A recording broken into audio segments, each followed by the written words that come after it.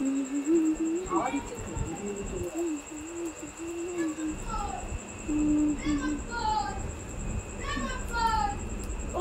আমি মা তোমার জামা কাপড় নিয়ে ফোন নিয়ে কি করি? ও মা নমস্কার বন্ধুরা, শুভ বিকাল। দক্ষিণ 24 পরগনা জেলার ছোট্ট একটি গ্রাম থেকে মা মান্টু ভিলেজ ব্লগ চ্যানেলে আরও একটা নতুন ভিডিওতে সবাইকে অনেক স্বাগত, অনেক ভালোবাসা। তো কেমন আছো সবাই? আশা করি সবাই ভালো আছো, সুস্থ আছো, আর তোমাদের আশীর্বাদে আমরা এখন একটু ভালো আছি। তো আগের দিন আমরা বাবার বাড়িতে দেশি মোরগ খেয়েছি, আর আজকে আমি নিজের আমাদের বাড়িতে দিদিদের জন্য দেশি মোরগ মেরে ছাড়িয়ে কেটে রান্না করে ওদেরকে খাওয়াবো। তো জানো তো, মোরগ কাটা ছাড়ানো এগুলো সবই আমি করতে পারি। তো এই দুটো মোরগ কিনে নিয়ে এসেছি, দেখতে পাচ্ছ। এগুলো না ভালো করে একদম জল ফুটবে সেরকম পুরো জল গরম করতে হয়। তো সেই জল গরমের মধ্যে মোরগগুলো মেরে চোবাতে হয়, তাহলে এর ছাল লোমগুলো ওঠে। তা না তো দেশি মোরগ লোমগুলো প্রচুর শক্ত, তেমনি হালকা জল গরমে ওঠে না, খুব বেশি জল গরম দিয়ে তারপর এই মোরগগুলোকে ছাড়াতে হয়।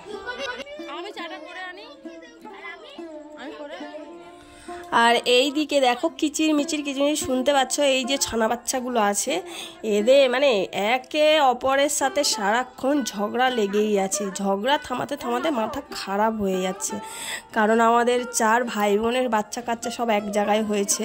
তো আমার 2 ছেলে মেয়ে, বড়দির 2 ছেলে মেয়ে, মেজদির 1 মেয়ে, আর ভাইয়ের ছেলে, আর সব কটা এক জায়গায় হয়েছে। আর তার উপর আছে আমার 2 জায়ের 1 ছেলে 1 মেয়ে, তো তারাও আছে। তো সবাই একসাথে হয়ে কেউ কোনো খেলছে, আবার কখনো ঝগড়া করছে। তো তারপর দেখো মোরগগুলো আমি জলে চুবিয়ে নিয়েছি, গরম জলে চুবিয়ে নিয়ে, আর তারপরে এই লোমগুলো পরিষ্কার করছি। আর একদিকে কি হয়েছে বলো তো, আগের দিন যে বৃষ্টিতে গেলাম বাবার বাড়িতে মান্টুকে নিয়ে, ও মান্টুর না আবার শরীরটা খারাপ, জ্বর এসছে। তো মান্টু ঘরে মার কাছে রয়েছে, মা এসছে আমাদের সাথে, তো মায়ের কাছে মান্টু আছে। আর এদিকে আমি দেখো মোরগগুলো ছাড়িয়ে ওর গায়ে যে লোমগুলো থাকে না, সেগুলো একটু আগুনে পুড়িয়ে নিতে হয়, নয়তো লোমগুলো আবার পেটের মধ্যে গেলে পেট খারাপ হয়ে যায়। তো তার জন্য মেজদি উনুনে আগুনটা জ্বালাচ্ছে, আর আমি মুরগিটা ধরে একটু পুড়িয়ে নিচ্ছি লোমগুলো। আর আমার সাথে সাথে মান্টুর দাদাও আর একটা মোরগ নিয়ে পোড়াচ্ছে, কারণ আমি একা পাচ্ছি না দেখে ও লেগে গেছে কাজে।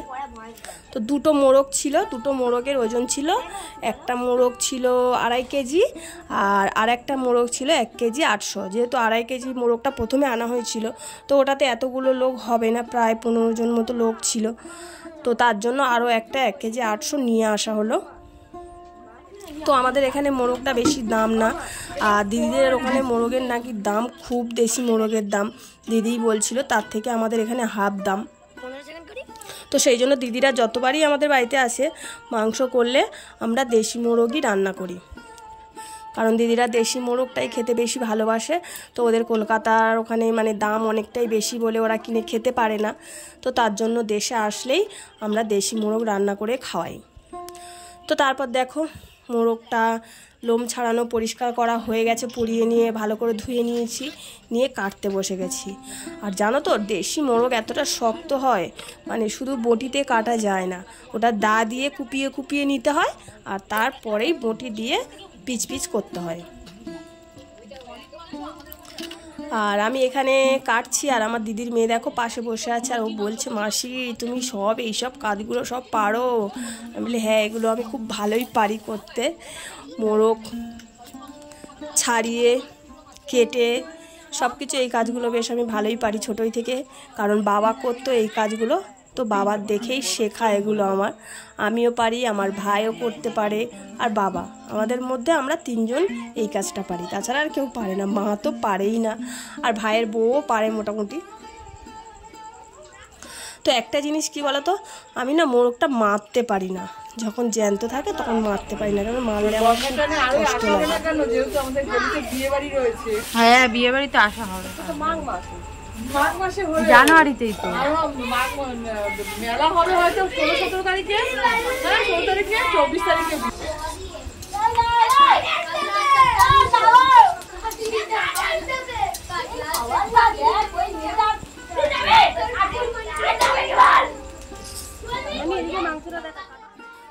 ঝগড়া কিচিরমিচির আওয়াজটা শুনলে তো তোমরা কেমন সব ঝগড়াঝাটি করছে ছেলেমেয়েগুলো।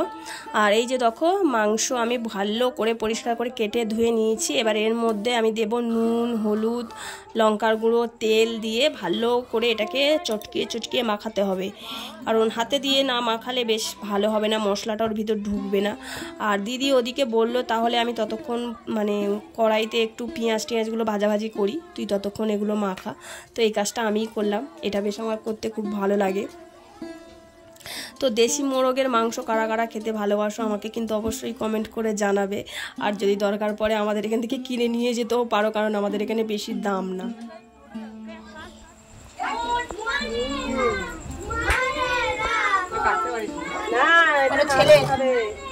এই না, এটা কাটিনি আমি, নাড়ু রাখতে বলে অন্য একটা রেখেছি। বলছো ওইটাই না রে, এই তো না, এটা কাটাই হয়নি। ওটা আমি খেয়ে নেবো। খেতে পারবি না, এটা একদম শক্ত, এটা তো নরম আছে, এটা শক্ত। তাহলে ওটা কাটো, ওটা খাওয়া যাবে না, অনেকটা মাংস।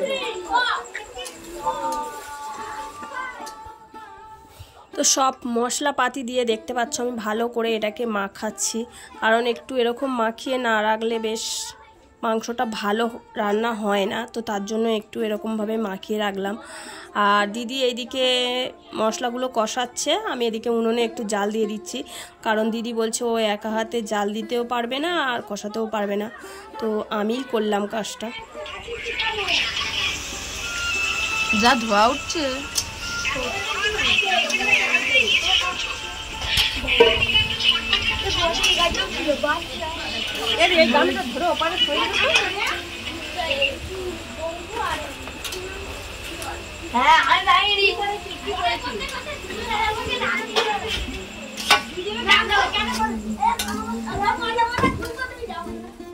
আমি রান্না করতে যাচ্ছিলাম, তো দিদি বলল তুই অনেক কষ্ট করেছিস মুরগি কেটে টেটে, তো আমি একটু কষিয়ে দিই তারপর তুই করবি খন।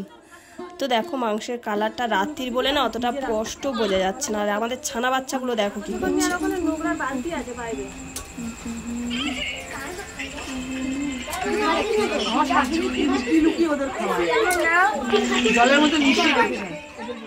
রান্নাটা না রাত্রে করেছি, আর রাত্রে ঠিক ভিডিওটা ভালো হয় না, কেমন ঝাপসা ঝাপসা হয়েছে দেখো। তাও একদম জুম করে সামনে থেকেই তোমাদেরকে দেখাচ্ছি। উনুনটা বেশ পরিষ্কার হয়ে যাচ্ছে, কিন্তু তরকারিটা ভালো বোঝা যাচ্ছে না। সবাইকে